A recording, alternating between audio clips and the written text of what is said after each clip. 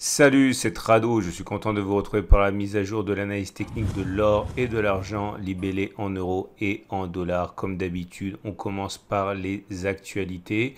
Des actualités qui sont mi-figue, mi-raisin. On sent que les analystes sont relativement décontenancés.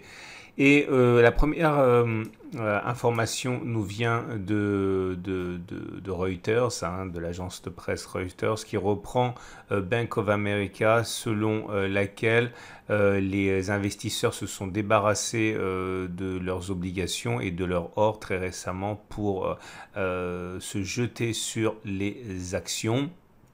Deuxième information qui nous vient, elle, du site U-Today, et selon lequel eh bien, le Bitcoin entrave la progression de l'or, hein, puisqu'il est vu de plus en plus comme une source de diversification et d'amortisseur de choc. Et donc forcément, l'or n'est plus le seul à profiter de cette image de valeur refuge. Et dernière information qui nous vient du site du Nasdaq, en fait, qui nous enseigne que de plus en plus de personnes voient l'argent comme un investissement de long terme. De plus en plus d'investisseurs sont conscients de l'anomalie qu'il y a entre l'usage, la demande d'argent et sa rareté, d'une part, et d'autre côté, son prix. Donc on revient sur l'or libellé en euros et il est toujours intéressant de voir comme, je ne veux pas être du tout polémique, mais il est vrai qu'il est intéressant de voir comme les analystes voyaient lorsque l'or était à ses sommets monter pour ne plus s'arrêter, et c'est au moment où l'or descend et perd quasiment 20% que les mêmes analystes commencent à s'inquiéter pour l'avenir de l'or. Quant à nous qui ne faisons que de l'analyse technique, eh bien, on a repéré, tous les analystes techniques ont repéré ce support majeur des 1388-1415 comme un possible rempart à la baisse. Pour l'instant, les choses semble se passer, on va dire, de la manière la plus favorable qui soit, hein. Le rebond auquel on a assisté depuis les plus bas de la semaine, eh bien, le rebond s'est matérialisé par une hausse de 3%, un peu moins maintenant, on a consolidé. Mais je ne vois pas pourquoi on ne pourrait pas conserver un billet relativement optimiste. En tout cas, il ne s'agit pas ici à aucun moment de donner des conseils ni d'inciter à acheter, mais sachez que de gros investisseurs rentrent sur les supports majeurs. Il y en a un à 1388-1415, il y en a un autre à 1303-1327, etc., etc. À titre personnel, j'ai acheté encore de l'or, hein, sur cette zone. Alors pour l'instant, cette progression n'est pas suffisante pour mettre fin à la tendance baissière, loin s'en faut, hein, puisque nous sommes en dessous de la M200 qui descend, donc la tendance de long terme est baissière sur l'or en euros, de même que la tendance de fond. De même que la tendance générale, mais par contre la tendance de court terme est devenue haussière puisqu'on se loge au-dessus de la M7. Alors comme il y a toujours des nouveaux qui regardent mes vidéos, je vous rappelle que depuis les sommets, eh bien l'or a abandonné la bagatelle de 20%. Et je rappelle, pour être complet, que lorsque l'on regarde historiquement, les baisses de 20% sont légion, moins 18%, moins 18,50, moins 38%, moins 19, moins 20, et vous voyez, à chaque fois, ça n'a pas empêché, moins 20,80, ça n'a pas empêché l'or de remonter. Donc méfiez-vous également de ce que vous entendez de la part des analystes. Si vous croyez dans le projet or, sachez que les consolidations sont là pour être mises à profit et pas l'inverse. Nous avons une résistance mineure à 1456-1464 qui est ici, qui va bloquer les cours, qui a déjà d'ailleurs commencé à bloquer les cours, c'était sur le 11 mars, et qui a provoqué la petite accélération baissière. On normalement devrait avoir une deuxième chance en début de semaine prochaine pour passer. On regarde ce qui se passe pour l'or, mais cette fois-ci libellé en dollars avec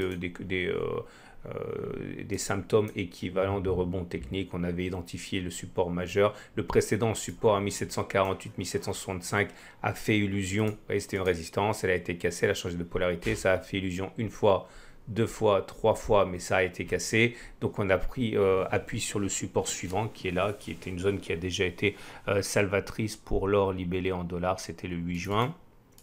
Et pour l'instant, là aussi, hein, on voit que le rebond a été clair depuis les plus bas, puisque depuis les plus bas, on avait pris 3, quasiment 4% avant de perdre du terrain et de se ressaisir en fin de journée de vendredi.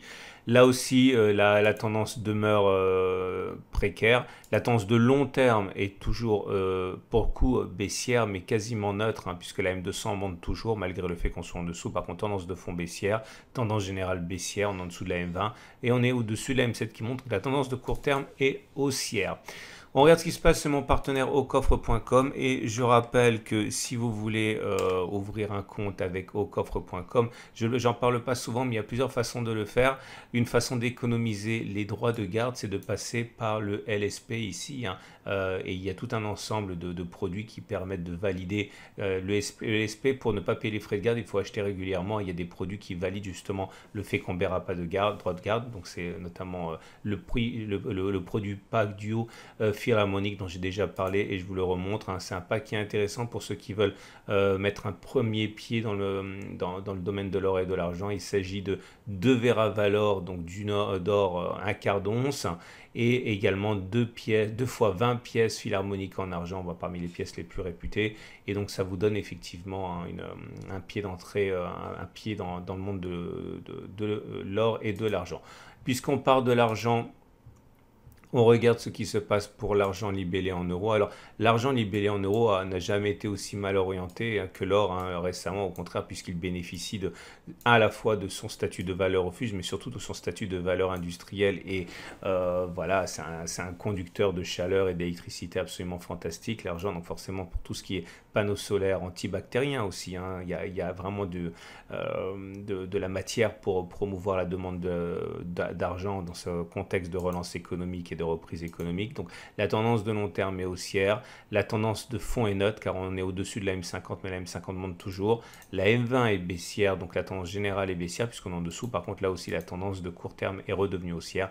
Malheureusement on n'a pas été sur une zone d'accumulation rationnelle depuis un moment. La prochaine zone d'accumulation rationnelle elle est là, 20,6. Je ne sais pas si on va y aller ou pas, mais en tout cas c'est la zone d'accumulation rationnelle, une zone d'investissement sur laquelle lorgnent de nombreux investisseurs expérimentés. Et on termine avec l'argent mais libellé en dollars avec une même conclusion. La tendance de long terme est aussi en au-dessus de la M200 qui monte. La tendance générale et la tendance de fond sont toutes les deux baissières puisqu'on est en dessous de la M20 et la M50 qui descendent. Par contre, la tendance de court terme n'est pas encore haussière. Ça ne se joue pas à grand chose, mais vous voyez, elle n'est pas encore montante, la M7, et on est au-dessus. Donc, on va dire elle est surtout neutre, la tendance de court terme. Mais là, on a vraiment, bon, c'est pas une science exacte, l'analyse technique, mais on peut considérer que, voilà, à quelques centièmes de dollars près, on a touché la zone de support précaire, on y était quasiment. Et à partir de là, le travail semble avoir été fait, on va dire, puisqu'on a pris appui sur un support, une zone d'accumulation rationnelle. Voilà. Je vous souhaite une excellente journée. Je vous remercie pour votre confiance. Je vous dis à mercredi pour la mise à jour.